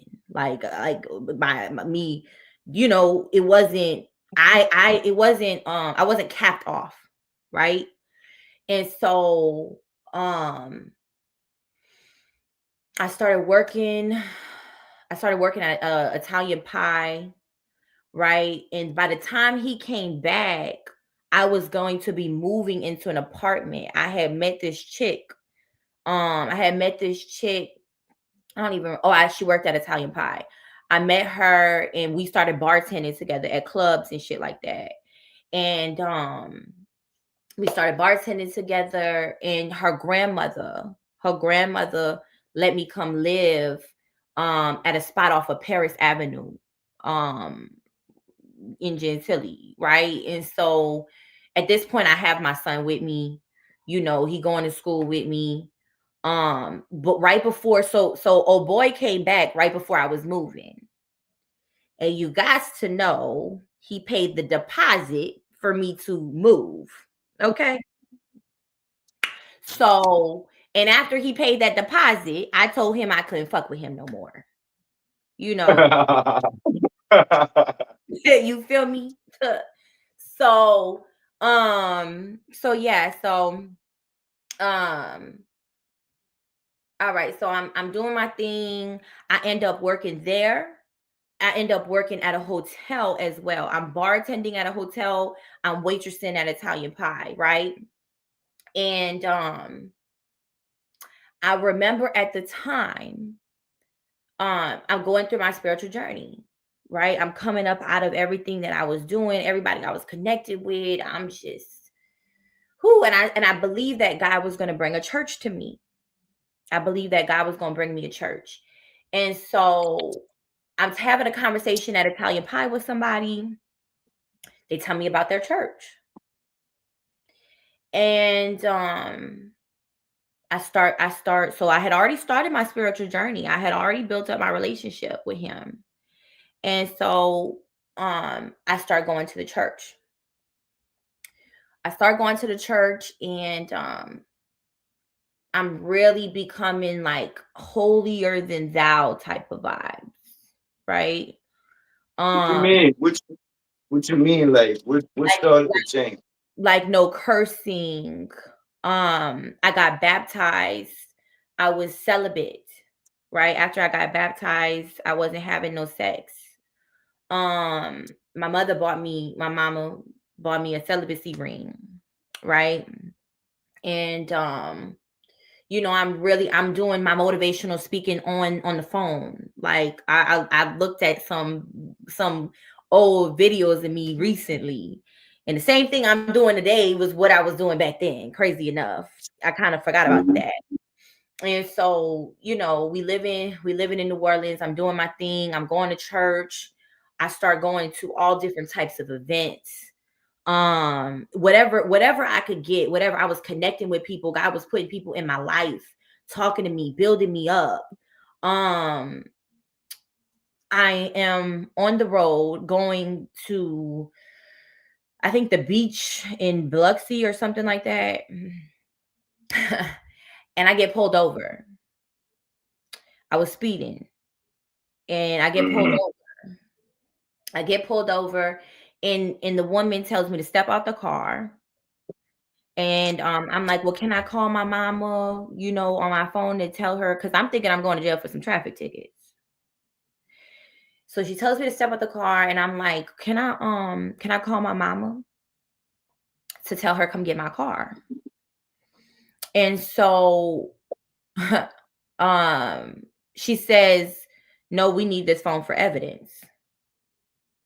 And I'm like, what the fuck is she talking about? Like, what the fuck? I just got traffic tickets. Like, what's she talking about? You know what I'm saying? Well, I get to the NOLA, what it is, Orleans Parish Police Department. I get to, and baby, yeah, right before they booked me and told me what I was in jail for, my mama told me what I was in jail for. I was in jail on a charge. Woo, human trafficking of children for sexual purposes. How? So, guess what comes to my mind? Yo, yo, yo.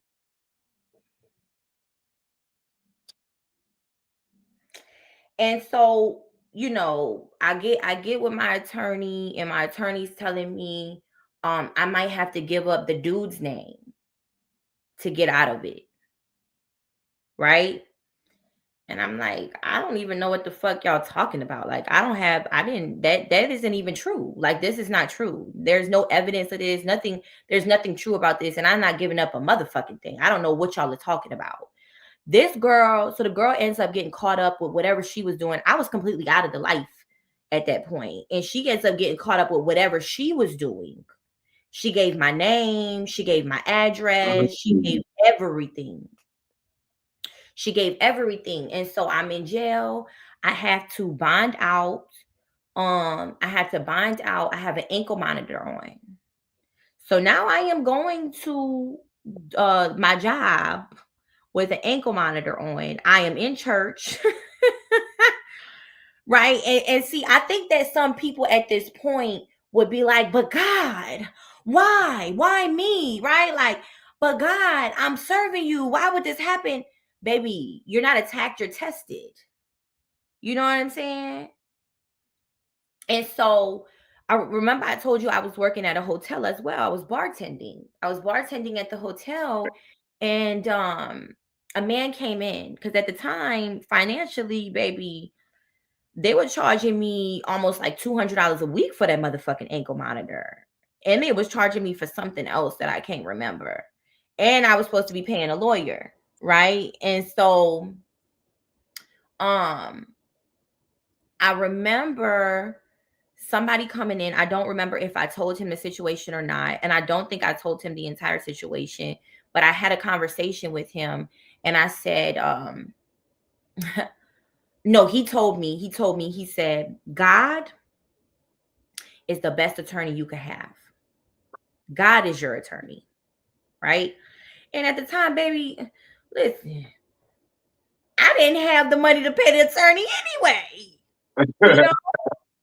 So what do? As soon as I got my ankle monitor off, I stopped paying the attorney. I stopped checking on the case. I stopped doing it all. They knew where I was at. You know what I'm saying? If they wanted me, they knew where I was at. They had my address. I gave it to God. I gave it to God. And this is where God showed me who he was.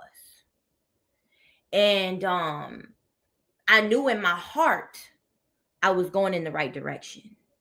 I knew in my heart I hadn't done what they were accusing me of. And I knew in my heart that God had me. And so I put all my faith in him. And I allowed him to be my attorney. And about a year later, now mind you, I'm going to events. I went to everything. I as much as I could get God to pour into me, I let him pour. He was pouring. Whatever. I was hungry for my spirit. I was hungry to figure myself out. I was hungry to I started speaking at churches. I had, I don't know if he's on here, but my brother DeWitt, and I can't see y'all comments, by the way. I can't see anything, by the way. But my brother DeWitt, I remember he was on my spiritual journey. This is the dude that I said that I called before I did this interview with you. He came to that church and watched me talk and speak, and man, I found I was figuring out who I was as a woman, my value as a woman, how much God loved me. You know what I'm saying? And I call a year later, I act like I'm somebody else calling up about me to the bail bonds. And the bail bonds tells me that my charges was denied. The case was denied. And ooh, I cried.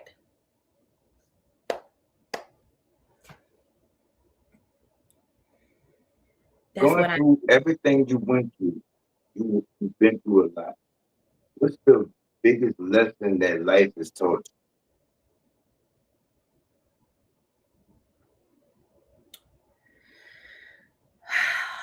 um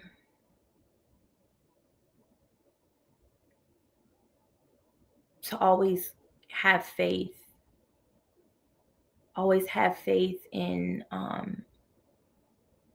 there's always have faith in God, and that God is your everything. Always have faith in God, and that God is your everything. Whether you call him the higher power, I don't, whatever somebody relates to, the universe, I don't care what you relate to. I'm spiritual, all right? I don't have no title. But always keep your faith and always remain authentic. You know? So let's get into the now. You have a lot going on now. Hey, what brought you into this entertainment scene, so to speak? From the background you have, how did that turn into the podcast and the appearances, all of that? Okay, so during my spiritual journey, my first spiritual journey, right? I I used to listen to all these type of self-development things, right? And I ended up moving to Los Angeles, right? I ended up moving to Los Angeles, and I had a mentor, still have a mentor that I'm connected with. But at the time, he was teaching me real estate spiritually. He was teaching me, I manifested this into my life. Because at the time I was studying real estate, and he came into my life. I was driving Uber and Lyft at the time. Um, and we skipped, yeah, it's okay, it's okay. But I had a whole different relationship because I worked somewhere else, but it's okay. So um anyways, he comes in at this time, right? And he starts guiding me, giving me all these answers that I needed. Because I had left the church. At this point, I had left the church, because I understood that the church boxed me in. And that in certain areas they just weren't seeking the truth or willing to accept the truth, right? What you mean? So when we talk, like, I had a conversation with somebody about Christmas. This is one of them. There's two different things that I can remember. This was, I had a conversation with somebody about Christmas and how Christmas wasn't in the Bible.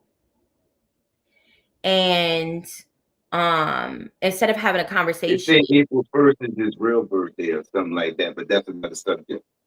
yeah. So you know Christmas was man-made. Like the word Christmas, Santa Claus, all that shit, that's and so I started figuring things out like that. And the elders, the people who were running the church, like, I never spoke to the pastor because I knew it was going to be a debate. It wasn't going to be her being A childlike. wholesome conversation. Hmm? It What? wasn't going to be a wholesome conversation. Right. And so, then another woman came to me. At the time, like, I had some of my shoulders out right here, like just right here, right? It was like something that came up here, and my shoulder was out, but it had a strap. And the woman told me like I was too revealing or something. And it's like, baby, we was born naked. Do you think that God is worried about what I got on or my heart? Do you think that he gives a fuck about what I got on or how I'm serving people and how I'm changing lives? Which one? You tell me Right? which one. And Right. so, I just felt boxed in. I felt like I got whatever I was supposed to get from there. I got it. And it was time to move on to the next journey in the next level and venture of my life. And so when the spiritual mentor comes in, when he comes in, I'm at a place where I'm kind of like floating in the sea somewhere. Like, I don't really know where I'm going from here, but I'm doing self-development. I'm listening Let to me things. let me ask you something. Hmm. Throughout your whole life, you never knew what was gonna happen next, but it never deterred you, right? I mean, from the start of your story to now, you was like, I know what's gonna happen next. So I never knew what was gonna happen next, but this or that. Why do you think that never broke? Because I was called. I was called. I was chosen. Um, it couldn't break me because God carried me throughout everything. It couldn't break me because I was called to do what I'm supposed to do and change lives and affect people and help people. And I had to, life had to do the things that it did, and I had to go through the experiences that I had to go through, and I had to keep going, and I had to keep pushing, because I wouldn't be where I'm at today, and I wouldn't be who I am today. I wouldn't be this woman without those things, without going through whatever it was that I had to deal with or didn't have to deal with, but dealt with, whatever that looked like. You know what I'm saying? That's just the simplest way I could put it. You know, um he had an assignment, and the bigger your assignment, the bigger you're tested.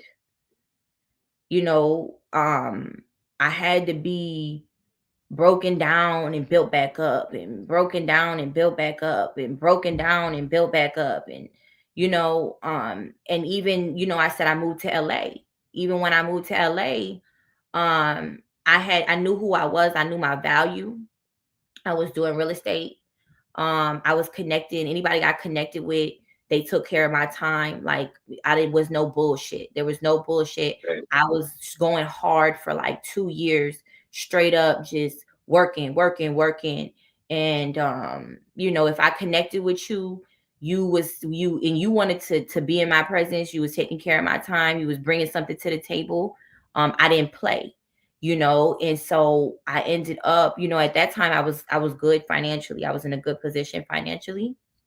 And I decided that I wanted to lie to my mentor and tell him I had to come out here for a court date.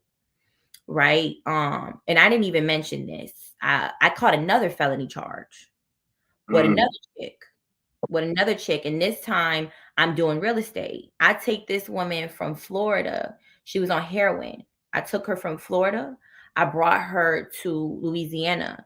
I bought her clothes. I bought her a nice. At what point was this? This is like after I meet the mentor and I'm doing real estate and I'm driving Uber. And he's teaching me real estate. I'm running something that was called, it was an ERT1 program. Each one, reach one, teach one. And But were you still going through the other charge? no, this is Okay. this is later on. This is after I leave the church and all of that. Like, this is later on. And so I take her and I bring her out here, and she was doing whatever she was doing. I didn't have her come live with me. Not live with me. I didn't have her come stay. Hold on. Let me backtrack. I put her in rehab. I find a rehab. I call all the rehabs and I find a rehab for her to go to. How did you know her? How did you come in Uh, contact with her? she got into my Uber. I spoke with her briefly then, and then I went to Waffle House and I reconnected with her.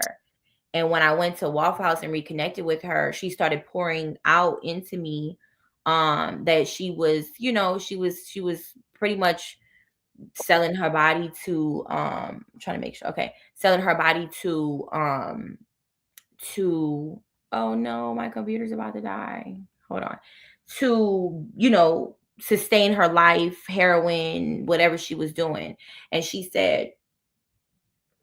told me at the time that if she had somebody to help her get out, that she would that she would change her life. And And somebody was you. right, if she has somebody to help her, that she was willing to change, she was willing to give up heroin, give up everything. And so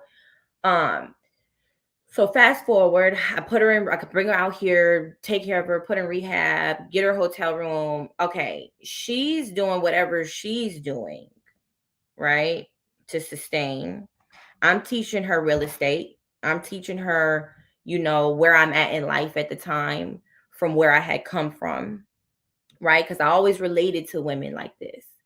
And I'm trying to explain to her that there's other ways of connecting and networking, right? And so I'm going to get in my car, right? And fast forward, they end up taking me to jail on a pimping charge. That I was pimping the girl because everything was in my name. And it looked bad. I ain't gonna lie, it looked bad. I had her ID on me because when she got out the rehab, like when she went into rehab, I had to have her things with me. I had to. Right. And so so they illegally searched me, went through my things, saw her ID. They stepped out. No, no, no, no, no, no, no, no, no, no, no. They call up. They hear. I never got that. That the first charge. Eh, I never got that removed from my background, right? So they call up. They hear the charge, right? They step out. They come back in. I'm under arrest. I kept asking them why they were arresting me. They would not tell me. They did not tell me. I remember when we was driving in the truck, he put me in the front. It was undercovers. And I remember, let me make sure my thing is charging. Cause I'm getting slow. Yeah, you are breaking up a little. Can you hear me? Yeah, I can hear you though.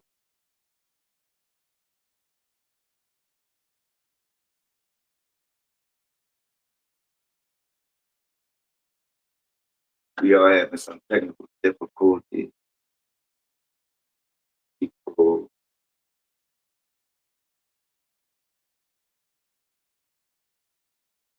see, give a couple of more seconds. I know we've been on here for 2 hours. Okay.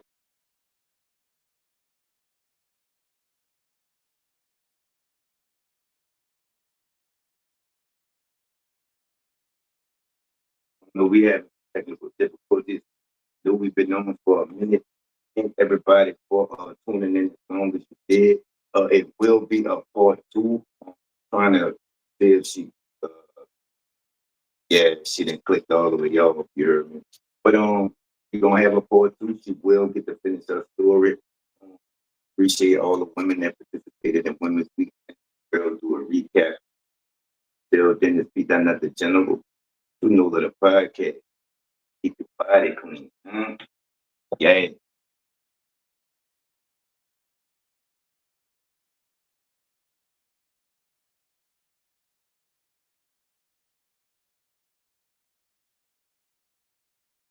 It's P done at the general. To know that a podcast. You keep your body clean, nah? Yeah.